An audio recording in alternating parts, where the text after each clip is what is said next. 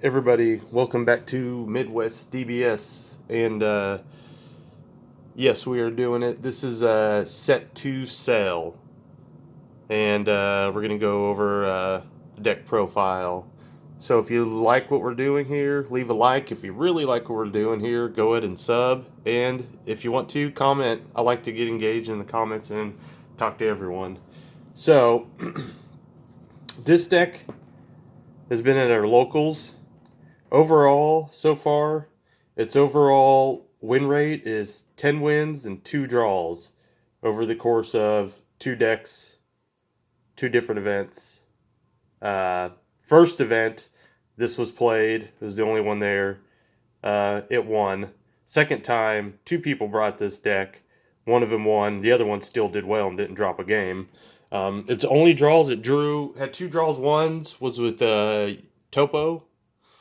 Mono Yellow Topo. That was the first week, which I played the Topo deck. Then the next week, one of them drew with a Vegex deck, but then the other guy beat a Vegex deck. And there was, I think, 3 Vegex decks there. So overall, this was even performing really well in the field with 3 Vegex decks. I think we had, I want to say, 14 players.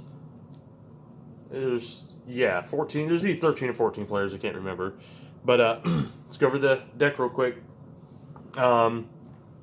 Sell on the front side. Activate main. Once per turn, you can place 1 card from your hand underneath this card, and you can KO a card with up to 3 cost or less. It awakens at 4 life. It is a draw 2 leader. Because it's old school, it's set 2. They pretty much were draw 2s. Then on the other side is activate main. Once per turn, you can place 1 card from your hand underneath this card, and then you draw 2 cards. Then later you can remove 2 cards from underneath him, put them to your drop, and KO any card.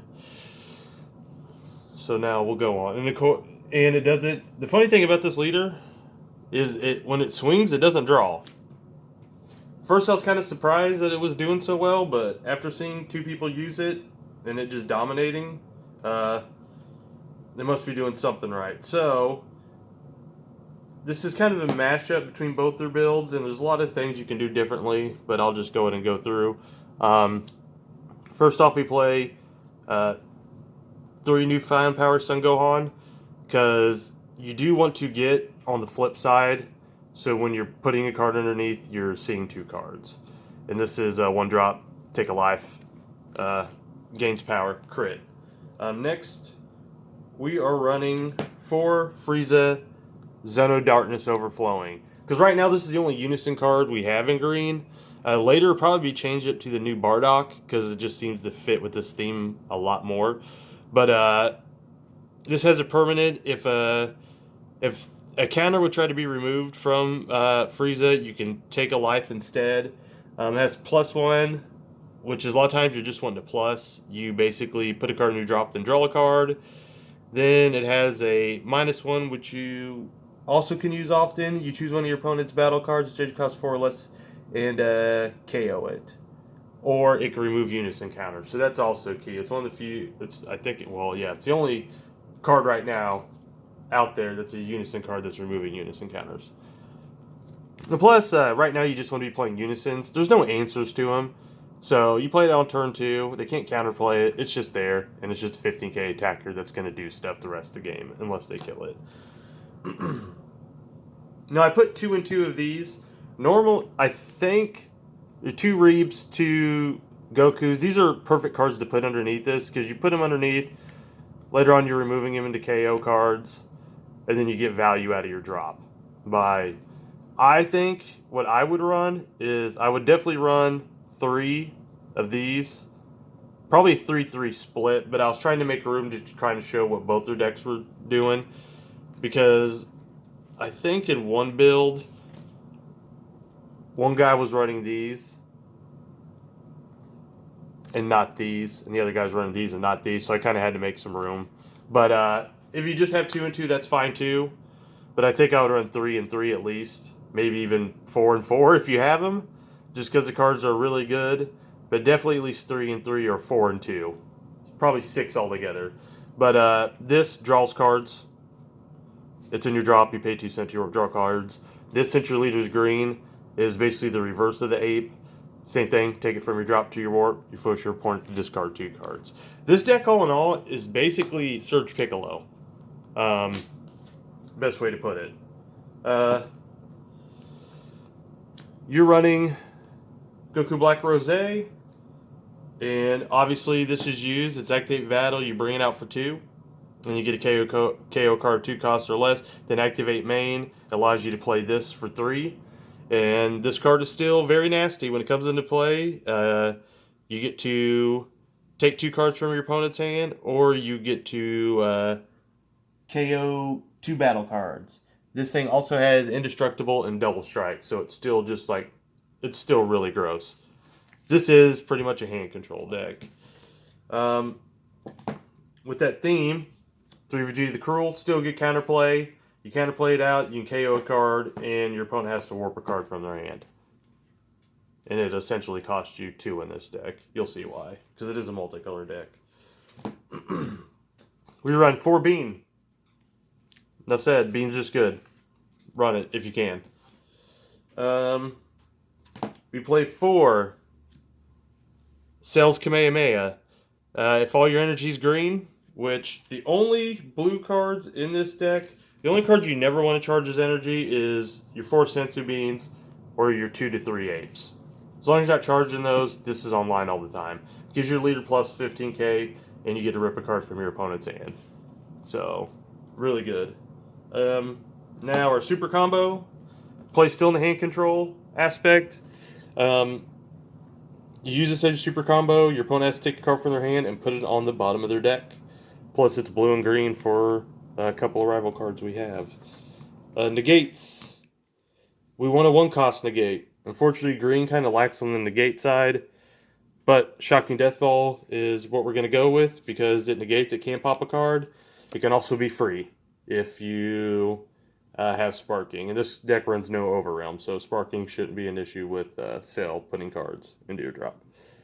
We also run, and I don't know if any of them ran it, but run the Beastly Maiden. Essentially, in this deck, it's going to be a 2-cost. It negates an attack, and then it KOs. Let's see, choose up to one of your opponent's battle cards, and there is no energy cost. So essentially, for 2, you get a negate an attack and KO a card. Really good. So those are negates. Multicolor cards. Son Goku and Gohan.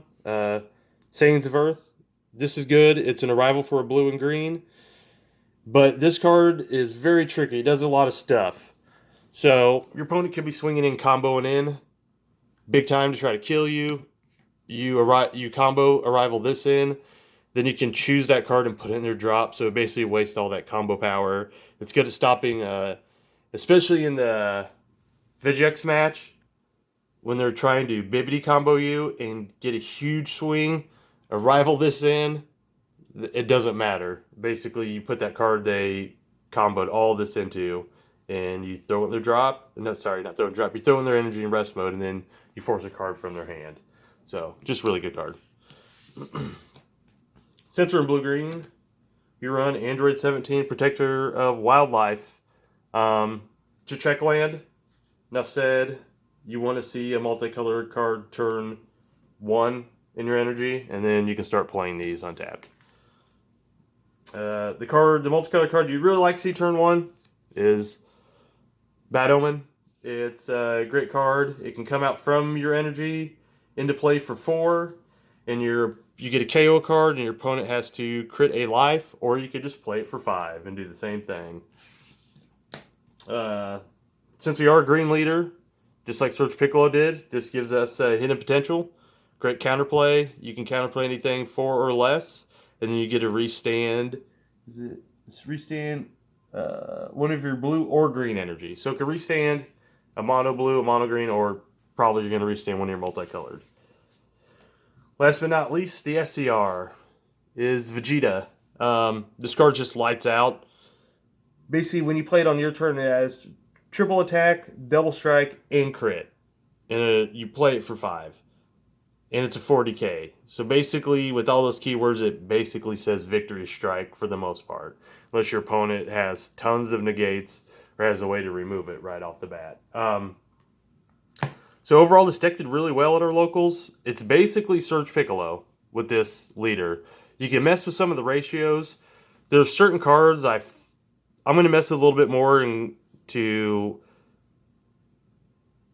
make it a little, well, not a little different, but I like the idea of playing the Draft Box 1 Janemba because you can play it out for 1 blue. You don't want too much blue in your deck just because you want Cell's Kamehameha, but there could be room for some of those. I also like the idea of UI Goku. Probably not in the main just because the field's really aggro right now, but I think you definitely want UI Goku in your board for matchups that go long.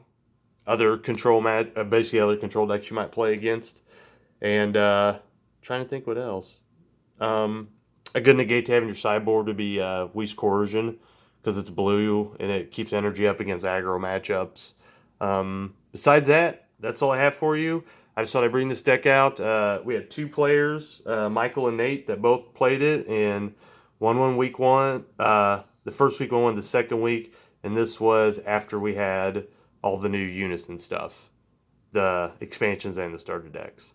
So I think this deck is very sneaky powerful. We'll see going forward once we actually get set 10. But I know right now, pre-set 10, this deck is actually really good and it's doing things. And that's all I got for you. Thanks. Bye.